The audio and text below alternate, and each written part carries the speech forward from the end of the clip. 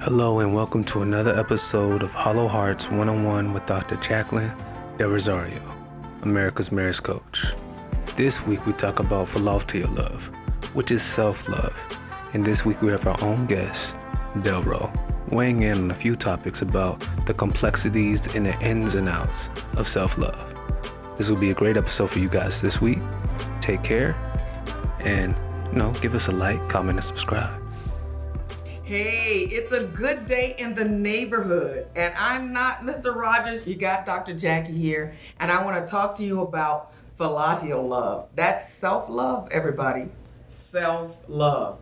Boy, that's a weird sounding word, isn't it? But it's a good one.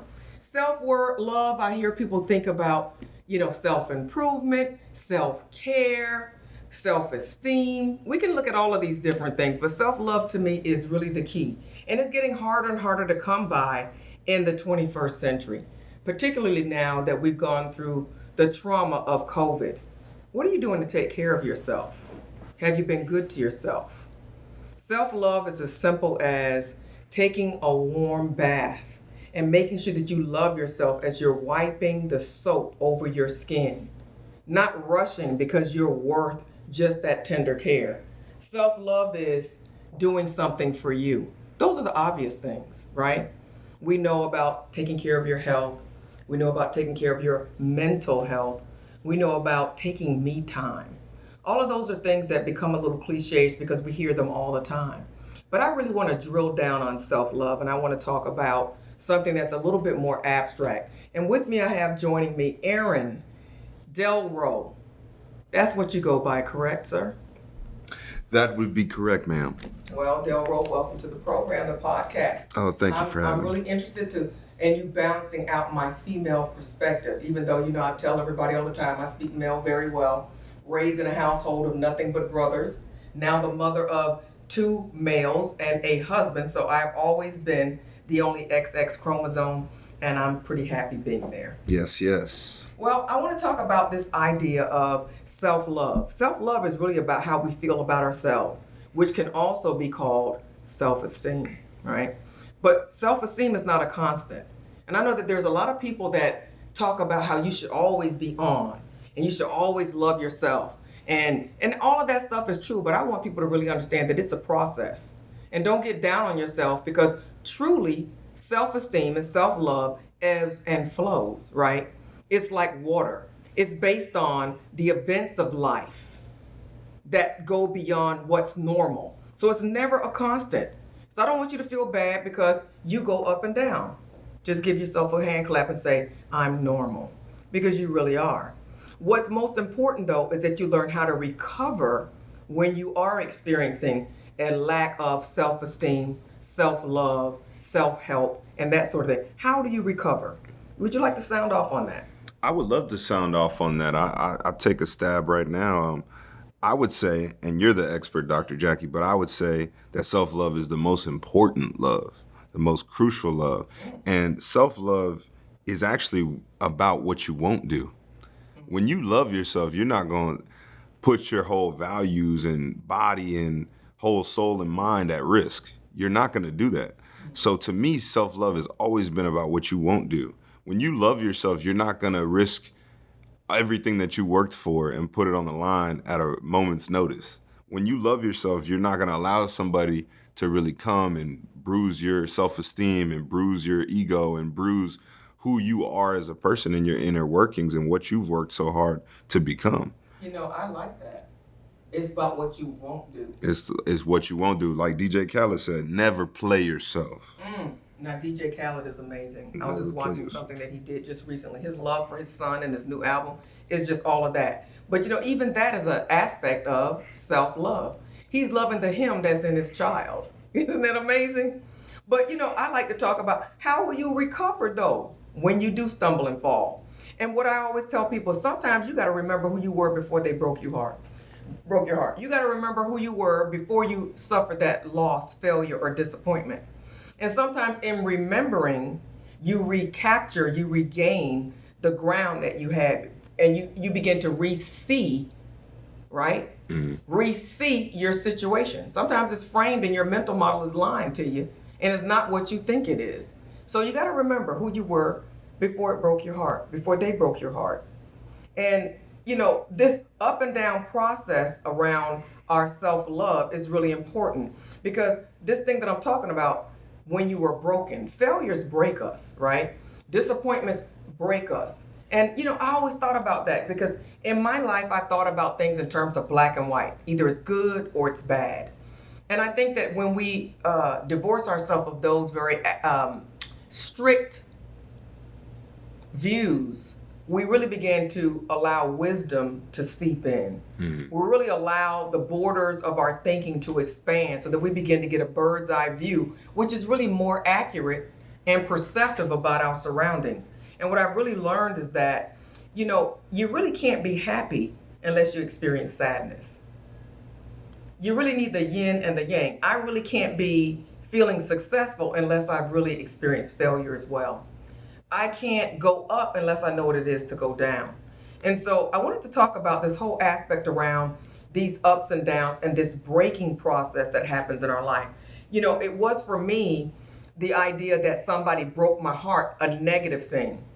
And I went through one of the most tragic heartbreaks of my life. So I can only think of two. One was like one of my first deep loves. I almost feel like I got to brag to say it, but when I was a dating chick, and I didn't date very much, but nobody ever broke my heart. I was the heartbreaker because I really tried to have it my way or the highway. That was my motto. But I remember I was, throwing my weight around with this guy I was dating, and I told him, well, that's it. I'd already done that before. But usually he'd come crawling back after a day or two. Day 2 went by, no phone call. Day 3 went by, no phone call. My brow started to wrinkle. I got worried, like, what's going on? Day 4, I'm like trying to find out what's happening. Brother had done moved on. I guess he said, Jack back is too much drama. Let me try to find me a new sidekick. And that broke my heart. The other thing that broke my heart was a girl who was like a spiritual daughter to me. Now, I told y'all I'm around men all the time. So now I have this spiritual daughter. People thought that we were sisters and that sort of thing. Yeah, that's because I looked that young. But anyways, she broke my heart because I gave everything for her. But what it did for me is in the interim, with all that pain that I went through, I realized that it gave me something that I didn't have before. It definitely pushed out the borders of what I call unconditional love. I was able to love that girl no matter what. She was very flawed, but I loved her no matter what. And even though she hurt me, I also was able to let it go and say, you know what? I don't even want restitution. I don't even want recompense. I definitely don't want retaliation. I just let it go. And what I learned is that I'm where I am now because of the breaking that happened in my heart with that girl. So what am I saying? Heartbreak is like a vessel that is broken, and the potter puts it back on the wheel again to reshape it into something new. If your heart was not broken, you could not move on to the next echelon of your life.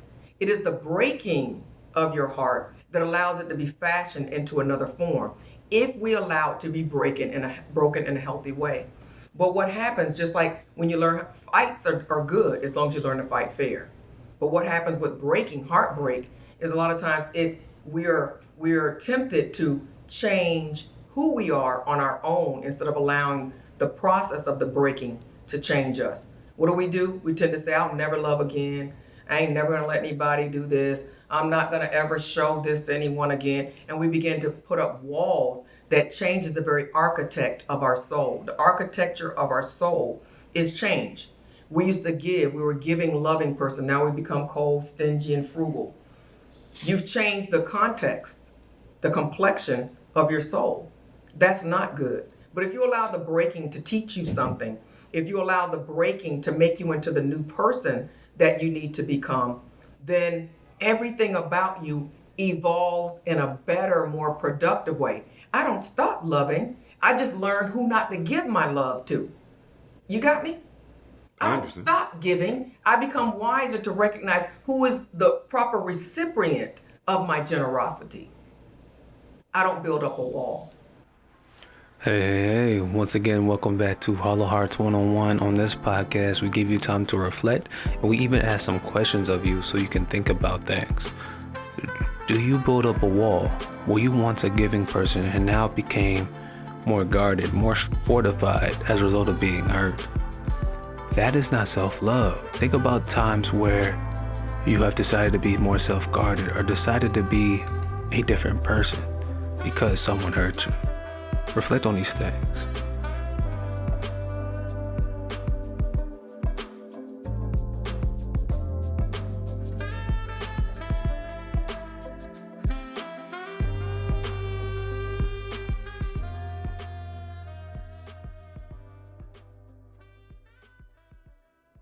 Yeah, I think for me, self-love in that essence is different for me because I've always been grateful, very grateful for the lows that brought me into the highs. I've always had an appreciation for the lows because that low point drives me a bit. I get upset in a different way. I channel a different form of energy and just gratitude, and I lean in on my faith, as well. But moreover, I think a lot of people don't love themselves because they can't sit with themselves. I'll give you a quick example. I have a friend of mine that's been separated for some time, many would say divorced by all standards. And this individual, this friend of mine, does not sit with their self. They don't love themselves and just sit with themselves. They're always distracting themselves and moving around and doing all kind of things and preoccupying themselves so that they don't have to sit with themselves. I think when you really love yourself, you can sit with yourself. And I'll speak to a breakup like you did as well, Dr. Jacquie.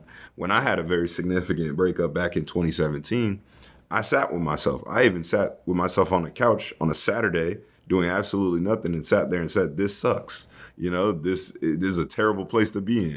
And I was saying those things outward to push it out of my system so that I can start to heal, and my self-love was really honing in on, okay, what did I take from this? What did I not like? What did I like? How can I move forward? How can I be better? Instead of cursing the other person out for any hurt or pain, how do I become a better me and then brace myself to get back out there eventually, right? Gradually, not right away, not going like a lot of men do and messing with this woman and the next one and the next one, trying to heal physically. Instead, I really applied self-love and sat with myself and learned more about myself, the ins and outs of what I like and what I appreciate, what I don't like. And what was the best thing that you took away from that? What is the greatest lesson? That not everything is a big deal.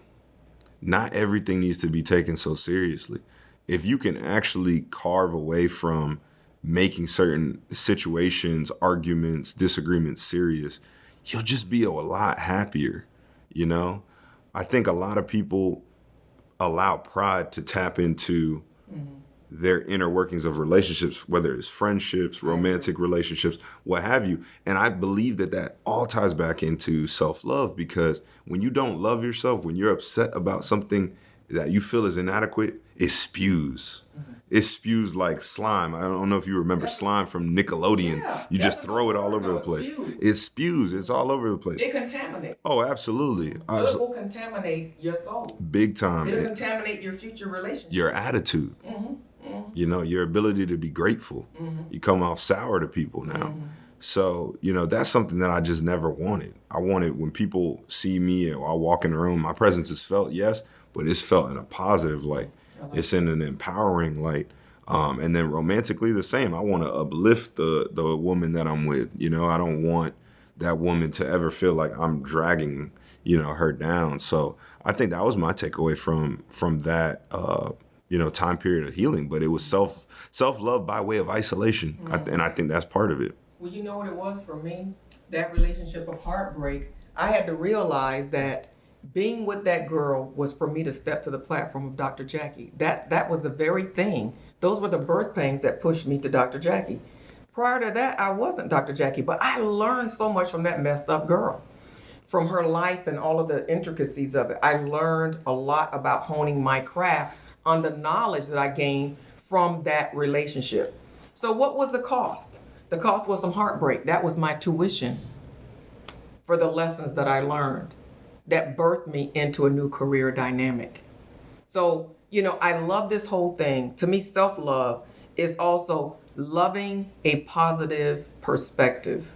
You deserve it. And I think that sometimes for me, I've been caught up on, well, what's truth and what's not truth. Truth is think on whatsoever things are good and pure and of good report. Think only of those things. So I'm putting good thoughts into a good heart and into a good mind. That's good for my soul. And so I think that that's another aspect of self-love when we talk about it from the context of taking care of yourself. Is there a way that self-love can be done negatively, or self-love turns into self-indulgence? And Yeah. how can you tell the difference? I think that self-love becomes indulgence when you're obsessing. Everything needs to be in balance. And when you do anything to an excess, I really, and y'all might not like me now, but Dr. J's going to have to lay it down. There's people that are really health freaks, and they love, doing all I'm going to eat this and I'm going to eat that. If you think that anything that you put in your body is not good, do you understand? It's you're drinking death or eating death onto yourself. You're putting a faith on a food product. And, you talked about turning to your faith, Del Ro. And I feel the same way. I just feel like anything that you do in excess, like you got to be working out every day or you got to only eat this or only eat that, and there's no liberty. For me, a lot of people might not agree with that. You got to look at what you put your faith on. And you also need to be looking at the people that are still running 10 miles a day and that are dropping dead. You got to figure out, what is it that I'm doing for myself? We were talking about Kobe Bryant the other day. He loved himself as an MVP. He loved himself as a GOAT, the greatest ever. And so he worked and worked and worked and worked for it. I admire that. I love everything that he did. I think that he was one of the most admirable men that I've looked at in some time. He spoke several languages. He was very intellectual. He was a good father, loved and adored by many, and has left an indelible mark on the craft. I think that that's undisputed. But I think still self-love is not pushing yourself. I think it's just balance. Being able to be there and enjoy the life that you're given, so that you're not just working all the time. And I think it's whatever you put your faith on and that you focus on, So if I focus on that I don't believe anybody can have it all. I don't think that God created the earth and mankind to give us everything, because then that's his job you're taking, right? But I do believe that you can have most of what you want. I don't believe you can have it all. And I think that there's consequences for all the things that we aim for in life. So I think that if we aim for balance, it's a good aim. It's a good target that most people can hit. How does one balance self-love versus the concept of being selfish? I think I'm going to go back to the first question to even chime in on this question as well. I think it goes hand in hand. I think the overindulgence of self-love looks like irresponsibility. And, you probably say, hey, like, what the heck does that mean? It means doing things that don't make sense. If you have $1,000 in your bank account and you go on a shopping spree for $3,000 and claim self-love, that doesn't make sense. You're doing things that are backwards, that ultimately not helping you. And a lot of people do those kind of things. And I bring that up more so because of the presence and impact of social media. And I think it's a topic that gets discussed, but I don't think we go in depth enough, right? So people will call things self-love just because they have ability now to showcase it to the world, right? And to show people. And it's over-the-top things that really aren't even bringing them true joy.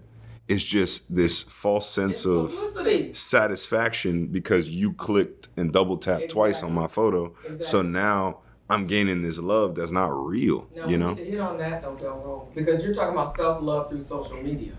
So let's frame this properly. We're saying that your idea of self-love is that people like your photos and stuff like that. And we all know, because we all do social media, a lot of that stuff is derived. Who's taking pictures of their food? Who's going on a trip and they got to get these special shots? It's the new norm of what people have deemed as the metric for what's a good life. Yeah. And we know that it can't be true because more people are committing suicide now, more Right. people are unhappy as a direct result of social media. And I'm gonna make fun of myself right now for a second. You know, people claim like being foodies, and I take pictures of great meals and things of that nature as well.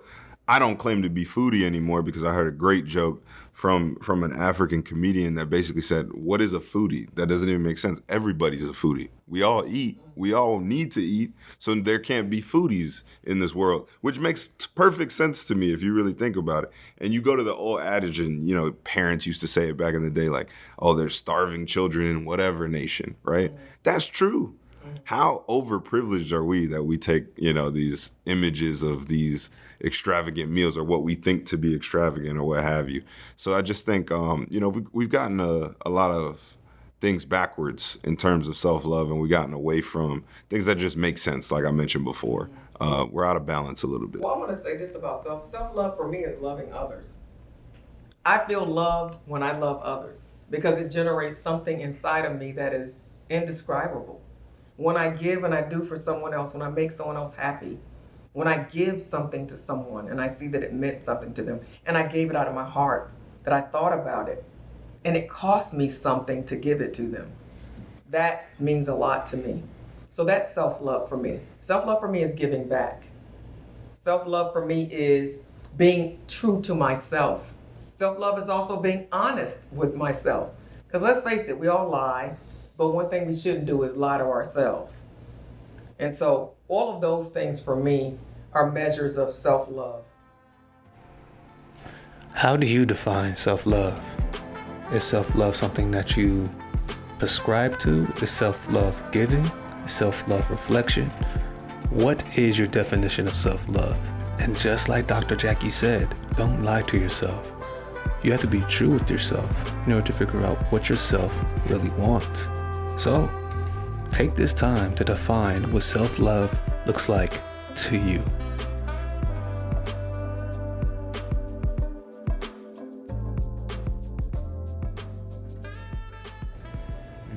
How does one balance? You talk about balance a lot. You have self-love, and then you have a family. Self-love and your job. Self-love as a CEO, as both of you people are. How do you find that time to have that self-love when this doesn't seem like there's enough hours in the day? Yeah, and that's a really, really good question, simply because as a CEO of a couple of companies, as a mother, as a wife, I think that, again, when I talk about how this process of self-love is not a constant, it ebbs and it flows. Similarly, I think your ability to show it in the face of motherhood, in the face of, you know, being a C-suite individual or, you know, being a parent, I think it ebbs and it flows because some things happen. Like we just had it could have been you lost some staff and now you got to fill in. Well, that's temporary, but you got to have an intent that it's going to be temporary. You got to be looking for that exit or for the resolve of that as soon as possible. So yes, it's going to take things out of kilter. But I think that everything has to do with intention, what your intentions are. And, you know, I hear a lot of people say, yeah, I didn't want that to happen. I didn't mean for that to happen. So I don't mean intentions like that. I mean your intention that you're trying to create, that you're trying to draw to yourself what it is that you want through active behaviors, not passive behaviors. I'm going to say that again. I'm talking about your intentions as active behaviors to create change, not passive ones. There's a lot of people that are hoping and wishing and even praying, and they got God on that. Well, God, I've been praying about so-and-so, and it hasn't happened yet. But they have done nothing on their own other than pray and ask. So, you know, that's how I would say that balance has to occur. It might rock and roll a little bit. You might go up and down with it, but you have to be intentional about regaining your equilibrium. I think that, you know, when you talk about people with busy schedules and attaining that balance, it's really important to just know that self-love is going to look different throughout the seasons.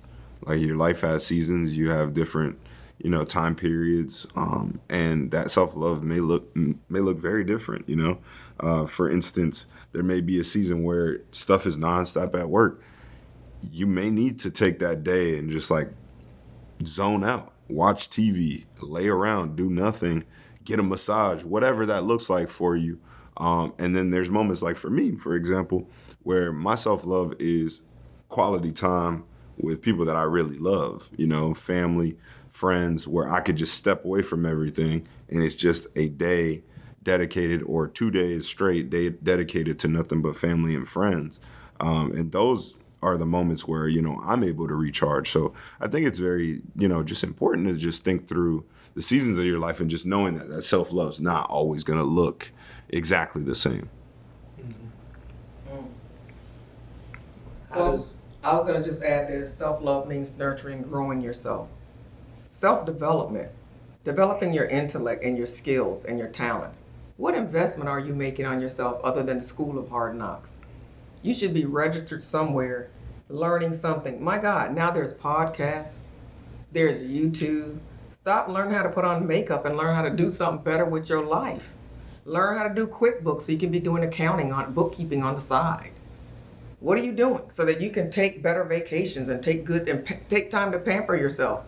It's also self-love is teaching people how to treat you. How do you want to be treated? Sometimes it's that you lack the skill sets to teach them how to do that. And you want everybody to be responsible for something that you're not willing to do yourself. So I have one of my clients and I was telling her, you need to learn assertiveness. You need assertiveness training. That will teach people how to treat you. And then taking care of yourself in terms of health. I just think, again, we talked about moderation and balance, but have you set a diet plan for yourself? Meaning that there's things that you're going to stay away from. There's things that you want to put in your diet that are not currently in your diet. It could be something that simple. There's a notion of a Kaizen. Kaizen is a theory that you want to lose weight, so instead of trying to put yourself on this crash diet, you do small little things. You do one small thing at a time, and it will move the needle. So say that it is that you say that you're going to put a Fitbit band on and you're going to get 4,000 steps in a day. So that's all you work on. You can do that by parking further away from the job and just walk into the store, walk into your office, or take a walk around the block when you get home. That's one thing that you do. I've told people, just do 10 sit-ups in the morning in your bed. You ain't even got to get out of the bed. Just do 10 sit-ups. And then after a week or two, add another activity to that. 10 sit-ups, maybe, jumping jacks for a minute, 60 seconds. A wall sit to do 3 wall sits for 3 minutes each. A minute each, 3 times. Something like that, but taking care of your health. As far as, I hear a lot about the self-balance and the self-improvement. How does one take a negative self-image that they've either received and get to places where they can even be available for self-improvement? You're talking about a stigma. Mm-hmm. A negative self-image, and I've been doing some studying on stigmas. Stigmas are where people start to create it's almost like a rumor about you or a feeling about you, and it creates an identity. So they say, oh, so-and-so, she's like this, or so-and-so, they're like that. It could be that they say, oh, this person's hard, or this person's this, or whatever it is. And it becomes an identifier for you. That's a stigma. So you're known by this so-called rumor, this so-called identifier that most often is not even true. So a stigma is something that is really big. To me, it takes on a spiritual connotation. So it starts off as something that people just do, but then when it takes on a life of itself, it becomes emboldened. I believe it takes on a spiritual application. And so breaking a stigma, for me, is something that I believe you need to use your faith to overcome. Apart from that, I think on a natural level, you need to not come into agreement with it. And you need to isolate yourself and to begin to do what Del Ro, what you're saying. Sit with yourself and start to do some reflection and figure out what are the emotions that you have that surround the feelings of this stigma. When people say this to you or when they make this assertion about you, what are the emotions? Eleanor Roosevelt said this, no one can make you feel inferior without your consent. So what she's saying in essence is that unless you come into agreement with it. So you got to find out, have you come into agreement with what they're saying about you? And I can tell you this is one way for you to know. If you have a question mark in your mind, you've come into agreement with it. If you sometimes wonder or tussle with the idea, is it true or is it false? You've come into agreement with it.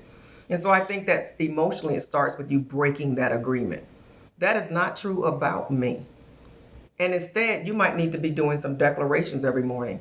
I am thus and so. And it should be the opposite of whatever this stigma is saying that you are.